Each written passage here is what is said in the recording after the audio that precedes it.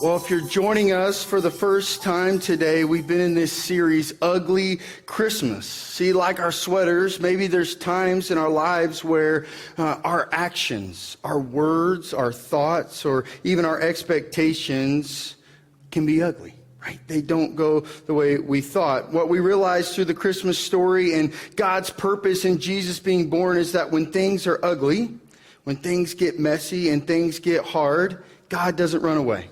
Right? And through Jesus, God can take what is ugly and make it something beautiful. Last week, we talked about our expectations. Right? We looked at Simeon, Mary, and Anna. And what we realized is sometimes our expectations fail. Right? Sometimes things don't go the way we thought they would. And we looked at Mary's life, and from the time of having Jesus to the time of watching Jesus fulfill his purpose on the cross, we realized that when our expectations are ugly, God can still make something beautiful. That when our expectations fail, guess what?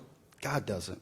God doesn't fail. Through the examples of Simeon and Anna, when expectations become ugly, we can still look ahead. We can still have anticipation for what is ahead, right? Our expectations impact and influence our life, but so does God. And if God doesn't fail, we too can be people that look ahead. Why? Because our sweaters may be ugly, but our expectations don't have to be. Because through Jesus, God, through Jesus, offers redemption.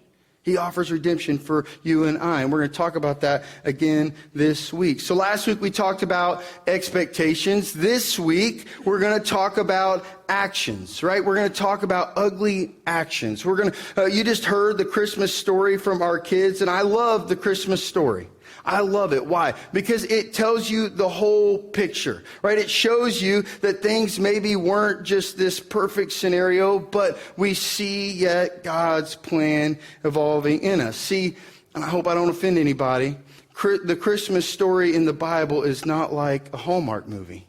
I've realized this series, guys, come with me. I realized this series, I've talked about a lot of movies, but I left the Hallmark movies out, right? You know them, you love them.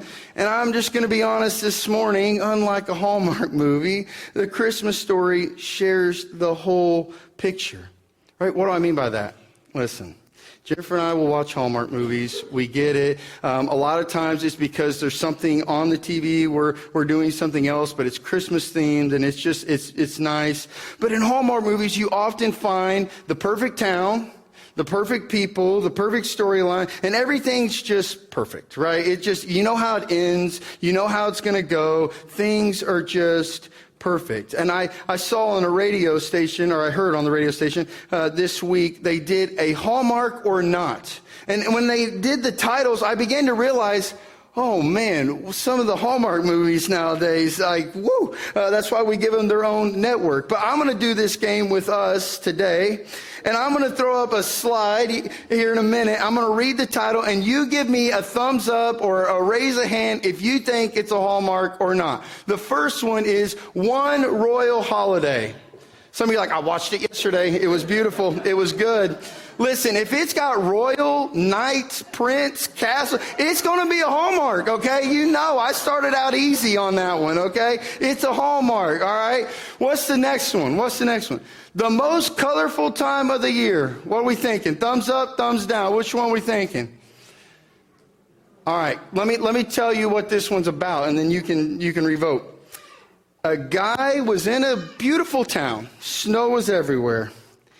He was going colorblind, and he fell in love with an eye doctor. Hallmark or not? Yep. Hallmark. Definitely a Hallmark, okay? Definitely a Hallmark. We know that one.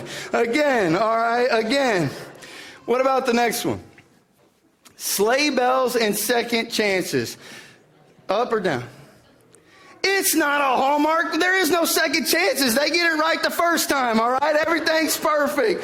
It's not a Hallmark, right? We love Hallmarks. We do. They're wholesome. Keep watching them. They're good. But Hallmarks don't always share the full story. Right? They don't always tell us the full story. The Christmas story in Luke chapter 2 shows us the full picture. It shows us the ugliness of Christmas, the ugliness that our actions can create. Think about this with me. Joseph heard about Mary being pregnant was going to divorce her quietly, right? When he found out that the woman he was going to marry, or was married to, was pregnant, he was going to divorce her quietly. Herod was going to kill the babies because he was angered and challenged by there being another king. In jealousy, right? In jealousy and anger, he made actions that were not good, that were completely ugly. Mary and Joseph then were led to have a baby in a manger because there was no room available. This morning, if I'm being honest, we have all had moments in our lives where intentionally or unintentionally our actions have fallen short. Right? They've fallen short of what we had hoped for. We have had moments where our actions, like our sweaters, became kind of ugly. Right? They matched. In Romans chapter 3, verses 23 and 24, I know this isn't a Christmas story, but I think it just goes well with everything we've talked about this morning. In verse 23, it says this: "For all have sinned and fallen short of the glory of God." All have sinned and fallen short of the glory of God. Whether it is with intention or not, there have been times where our actions have fallen short. I'm going to admit to you that there have been times in my life where my actions have fallen short. I'm a very competitive individual, right? I know my limitations, but you put me on a ball field as a player or a coach, and there's times I have to come back and say, sorry about that, I messed up, right? Because why? Competitiveness brings the best out of us, right? Best out of us, right? It gets us sometimes. Driving. Many of you are going to be driving, or you have been driving to come visit family. And guess what? Driving will bring the best out of us, right? Sometimes our actions match our sweaters when we're driving. Or what about this? What about our coworkers? What about the work environment in which we have, the atmosphere of that environment? Sometimes our actions are not that good. What about our neighbors? What about our neighbors? What about our parents? As parents, right? As parents, maybe sometimes our actions, they're not what we thought, or we react a way that we know just has fallen short. What about spouses? In our marriages, there's times where we're like, oh, didn't mean that, right? I didn't mean that. Here's one. You ready? What about the church? What about the church? See, the church isn't always perfect. Can I say that? The church isn't always perfect. The church doesn't always get it right. As individuals, we don't always get it right. For some, our actions fall short. But I love this passage because you have Romans chapter 3, verse 23, and you can't have that passage. A lot of times we want to stop there and just read that and say, hey, all have fallen short, sorry. And we want to stop there. But you can't have that verse without verse 24. And verse 24 says this: "And all are justified freely by his grace through" what? "The redemption that came by Christ Jesus." Right? All are justified freely by his grace through the redemption. What is redemption? It's the gaining or regaining of his fullness, right? It's the gaining or regaining access, redemption that came by Christ Jesus. See, one of the points I want to make this morning, I hope you write it down. Maybe this Christmas, what we need most is to know that the church isn't perfect, but Jesus came anyway. Think about that. The church isn't perfect. You and I aren't perfect individuals. We mess up. We get it wrong. Our actions fall short. But Jesus came anyway. God still chose you and I, by grace, through the redemption of Jesus, to come anyway. See, the actions to come in the middle of messiness, in the middle of brokenness and chaos, to what? Be with us. We shall call him Emmanuel, which means God is with us. We witness through the Christmas story one of the greatest actions of all time. The actions of God reaching down to you and I in the messiness, in the brokenness, just where we are, so that he could be with us. He chooses us. He chooses to come anyway. Romans 5. Verse 8 says this: "But God demonstrates his own love for us in this: while we were still sinners, Christ died for us." There has been no greater demonstration of love than the love that God has for you and I. He sees us, right? He sees our mess. He sees all that is ugly and says, I choose it anyway. I want to sit there for just a moment. What's happening? We get to witness prevenient grace, and we get to witness the true value of God's love. What is prevenient grace? Prevenient grace refers to the grace of God in a person's life that precedes conversion. So God, because of who he is, chooses us even before we ever choose to follow him. That's love. His grace for you and I and his love for you and I precedes our relationship with him. God, through love and grace, has been with us even in our messiness, even in when things weren't good. This is where we see the value, the true value and true love of God's. While we were still sinners, Christ died for us. C.S. Lewis said this, love is not wasted. Love is not wasted. For its value does not rest upon reciprocation. What is he saying? He's saying in that moment that God's love for you and I is not based on transactions. God's love is so much more value than that. When we embrace his love and we experience his love, a value that is greater than anything under a tree, a value that is greater than anything bought at the store, a true love from God that cannot always be reciprocated, right? It's true. But when we embrace the love of God, our lives begin to change. We begin to be born again. We begin to see something new. We change. We are transformed. We are renewed. We are restored into the image of God. How do I know this is true? How do I know this is true for you and I? Well, let's look at Matthew chapter 1. Matthew chapter 1 is right before we see the Magi visit the Messiah. And Matthew shares the long history of generations that came before Jesus. And I'm just going to read from the beginning of the name all the way down for that, if that's okay with you today.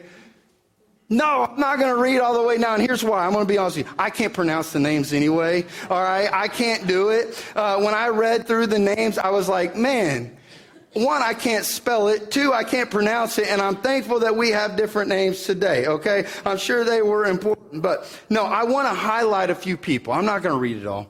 I do want to highlight a few people for us today. See, we see people with actions that maybe like our sweaters are kind of ugly. What about Abraham?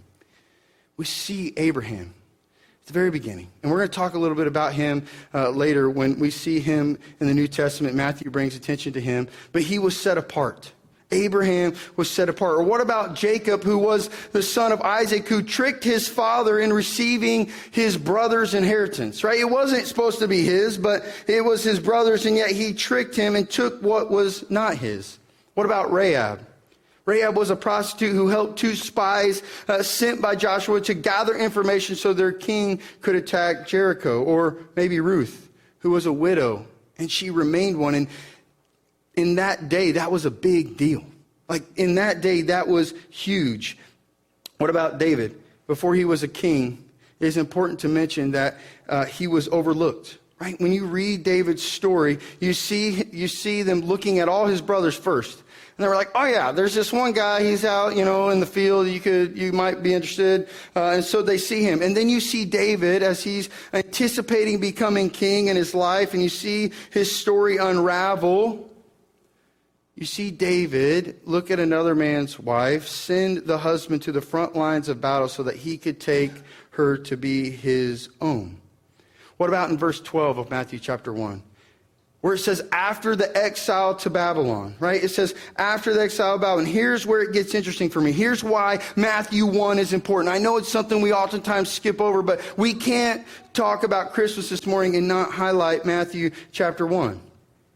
See, one commentary said this, by linking Jesus to Abraham, Matthew's bringing the reader's attention back to the promise of God's rescue plan for the world. He wants us to see that Jesus is the long-awaited son of Abraham who will bring God's blessing to all humanity. So when we read that verse in verse 12, after the exile to Babylon, it is the connection to the exiles to Babylon that Jeremiah has the passage in Jeremiah 29:11 that says, for I know the plans I have for you, declares the Lord. Plans to prosper you and not to harm you, plans to give you a hope and a future. See, when we understand in context, we discover that the words of Jeremiah 29:11 were spoken to people in the midst of hardship, in the midst of suffering, to people in the midst of ugliness. And God provides them a plan and gives them hope in the midst of it. So why does the genealogy of Jesus matter? Because when you really dive into it, we see there's no one person or body of people too far from where God's grace cannot reach them. Think about that. There is not one individual or body of people that is too far from where God's grace cannot reach them. See, no matter how ugly our thoughts or our words or our expectations or even our actions get, there is no distance that God's grace cannot be reached. Right? God's grace is there. As much as we see the ugly actions of our past or the past of others, we also see equally God's grace and God's plan for a hope and a future. That is Christmas. That is Jesus being born and why we celebrate, because we see that we're part of the plan. What if, like God, the way we view others wasn't as they are, but rather what they could become? Think about Cindy Lou Who, the Grinch, Jim Carrey version. Gotta be Jim Carrey version, okay? It's the best one, all right? But you see Cindy Lou Who in that movie. And when she sees the Grinch, she doesn't see some mean, hairy, green, stunk, right? She doesn't see that. What does she see? She sees someone who needs loved. Through Jesus being born, we get an opportunity to allow God to take what is ugly and make it beautiful. What if we realize this Christmas that you and I aren't too far away? Wherever we are today, we're not too far away from God's grace, but rather we're part of the plan. We have been part of the plan. Our sweaters may be ugly, but our actions don't have to be. Think about that. Our actions don't have to be. When we share Romans chapter 3, verses 23 and 24 all together, it says this: "For all have sinned and fall short of the glory of God. And all are justified freely by his grace through the redemption that came by Christ Jesus." This verse describes the universal opportunity for every person. In spite of our sin, God has made it possible for us to be justified, declared righteous and sinless by his grace. What is grace? Grace is receiving a good thing when we deserve a bad thing. We don't earn it, we don't deserve it, but God provides it. Paul described it like this. He said it in this way: God gives us the opportunity to be justified in his eyes as a gift. Think about that. In God's eyes. Whose eyes do we really care about? God's eyes. He offers you and I the opportunity to be justified in his eyes as a gift. What if Christmas, God was giving you and I a gift that we couldn't even wrap? Right? We can't fit it under a tree. We can't buy it at the store. But it's a gift you and I get to embrace.